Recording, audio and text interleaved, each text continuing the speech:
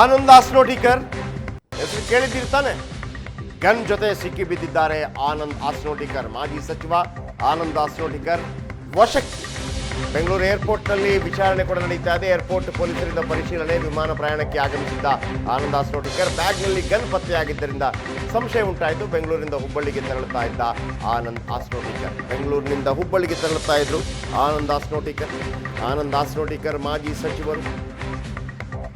ಆನಂದ್ ಆಸ್ನೋಟಿಕರ್ ಈ ಜನಾರ್ದನ್ ರೆಡ್ಡಿ ಅವರ ಹೆಸರುಗಳು ಕೇಳಿ ಬಂದಾಗೆಲ್ಲ ಆ ಸಂದರ್ಭದಲ್ಲಿ ಅವರ ಜೊತೆಗಾರರಾಗಿದ್ದರು.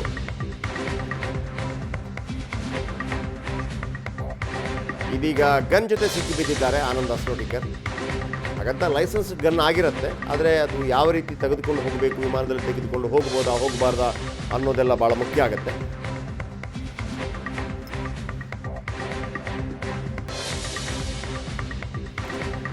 ಸೊ ಬೆಂಗಳೂರು ವಿಮಾನ ನಿಲ್ದಾಣದಲ್ಲಿ ಪೊಲೀಸರಿಂದ ಪರಿಶೀಲನೆ.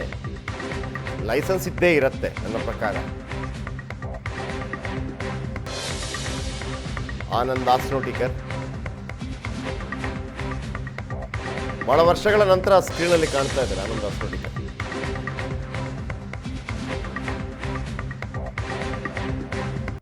ಕಾರವಾರದಲ್ಲೆಲ್ಲ ಬಹಳ ಫೇಮಸ್. ಕಾರವಾರ ಬಂದರು.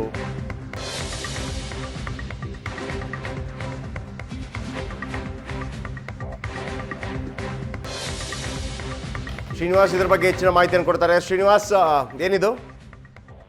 ಜಯಪ್ರಕಾಶ್, ಇವತ್ತು ಏನು ಬೆಂಗಳೂರಿನಿಂದ ಹುಬ್ಬಳ್ಳಿಗೆ ತೆರಳುತ್ತಿದ್ದಂತಹ ಮಾಜಿ ಸಚಿವ ಆನಂದ್ ಆಸ್ನೋಟಿಕರ್ ಬ್ಯಾಗ್ ಅಲ್ಲಿ ಗನ್ ಪತ್ತೆ ಆಗಿರುವಂತದ್ದು. ಏನು ಭದ್ರತಾ ಸಿಬ್ಬಂದಿಗಳು, ಏರ್ಪೋರ್ಟ್ ನ ಭದ್ರತಾ ಸಿಬ್ಬಂದಿಗಳು ಆನಂದ್ ಆಸ್ನೋಟಿಕರ್ ಮತ್ತೆ ಅವ್ರ ಬ್ಯಾಗ್ ಅನ್ನ ತಪಾಸಣೆ ಮಾಡುವ ವೇಳೆ ಗನ್ ಪತ್ತೆ ಆಗಿರೋದ್ರೆ ಗನ್ ಇರುವಂತಹ ಸಿಬ್ಬಂದಿಗಳಿಗೆ ಒಂದು ಕ್ಷಣ ಶಾಕ್ ಆಗಿರುತ್ತೆ. ಯಾಕಂದ್ರೆ ಆನಂದ್ ಆಸ್ನೋಟಿಕರ್ ಪರಿಚಯ ಅವ್ರಿಗೆ ಇತ್ತೋ ಇಲ್ಲೋ ಗೊತ್ತಿಲ್ಲ, ಆದ್ರೆ ಒಬ್ಬ ವ್ಯಕ್ತಿ ಬ್ಯಾಗ್ ಅಲ್ಲಿ ಗನ್ ಸಿಕ್ತು ಅಂತ ಹೇಳಿ ಸಾಕಷ್ಟು ಶಾಕ್ ಒಳಗಾಗಿದ್ರು.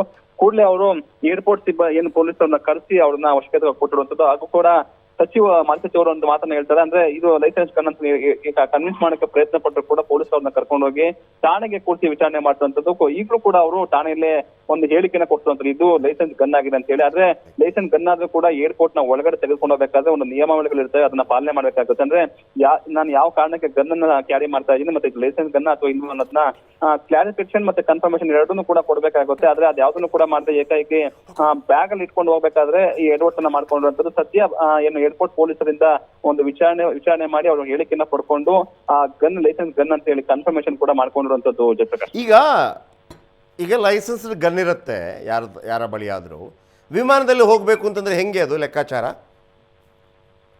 ಜಯಪ್ರಕಾಶ್, ಈಗ ವಿಮಾನದಲ್ಲಿ ಹೋಗ್ಬೇಕಂದ್ರೆ ಅದನ್ನ ಫಸ್ಟ್ ಮೆನ್ಷನ್ ಮಾಡಕ್ಕಾಗುತ್ತೆ. ಯಾಕಂದ್ರೆ ಈ ನನ್ನ ಏನಲ್ಲ ಗನ್ ತೆಗೆದುಕೊಳ್ಳೋದೇ ನನ್ನ ಜೀವಕ್ಕೆ ಏನು ಕೊಡ್ತಿದೆ ಅಂತ ಹೇಳಿ, ನನ್ಗೆ ಯಾವ್ದೋ ಒಂದು ಪ್ರಾಣ ಭಯ ಇದೆ, ಪ್ರಾಣ ಹೆದರಿಕೆ ಅಂತ ಹೇಳಿ ಗನ್ ತೆಗೆದುಕೊಳ್ತಾರೆ. ಆ ಒಂದು ಏನ್ ಯಾವ ಕಾರಣಕ್ಕೆ ಗನ್ ತೆಗೆದುಕೊಂಡಿದ್ದಾರೆ ಮತ್ತೆ ನಾವ್ ಎಲ್ಲಿ ಪ್ರಯಾಣ ಮಾಡ್ತೀವಿ ಮತ್ತೆ ಯಾವ ಮಾದರಿಯ ಗನ್ ಇವೆಲ್ಲವನ್ನೂ ಕೂಡ ಆ ಒಂದು ಸರ್ಟಿಫಿಕೇಟ್ ಏನಿರುತ್ತೆ ಅದನ್ನ ಏರ್ಪೋರ್ಟ್ ಸಿಬ್ಬಂದಿಗಳಿಗೆ ತೋರ್ಸಬೇಕಾಗುತ್ತೆ ಮತ್ತೆ ಒಂದು ಪರ್ಮಿಷನ್ ಕೂಡ ತೆಗೆದುಕೊಳ್ಬೇಕಾಗುತ್ತೆ.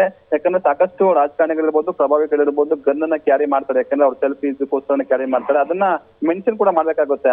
ನಾನು ಯಾವ ಪರ್ಪಸ್ಗೆ ಕ್ಯಾರಿ ಮಾಡ್ತೀನಿ ಮತ್ತೆ ಅದ್ರಲ್ಲಿ ಎಷ್ಟು ರೌಂಡ್ಸ್ ಬುಲೆಟ್ಸ್ ಇದೆ, ಅದಾದ್ಮೇಲೆ ಕೂಡ ಅಲ್ಲಿ ನಾವು ಎಕ್ಸಿಟ್ ಆಗ್ಬೇಕಾದ್ರೆ ಕೂಡ ಅದನ್ನ ಮೆನ್ಷನ್ ಮಾಡ್ಬೇಕು, ಇಷ್ಟು ರೌಂಡ್ ಬುಲೆಟ್ ಇತ್ತು ಅನ್ನೋದೆಲ್ಲವನ್ನೂ ಕೂಡ ಕೂಲಂಕುಷವಾಗಿ ಪರಿಶೀಲನೆ ಮಾಡ್ತಾರೆ. ಅಂದ್ರೆ ಗನ್ನ ಏಕ ಸುಖಾಸನೆ ಏರ್ಪೋರ್ಟ್ ಒಳಗಡೆ ಬಿಡೋದಿಲ್ಲ. ಅದೆಲ್ಲವನ್ನೂ ಕೂಡ ಮೀರಿ ಇವರು ಬ್ಯಾಗ್ ಅಲ್ಲಿ ಇಟ್ಕೊಂಡು ಹೋಗ್ಬಿಟ್ಟಿರುವಂತದ್ದು.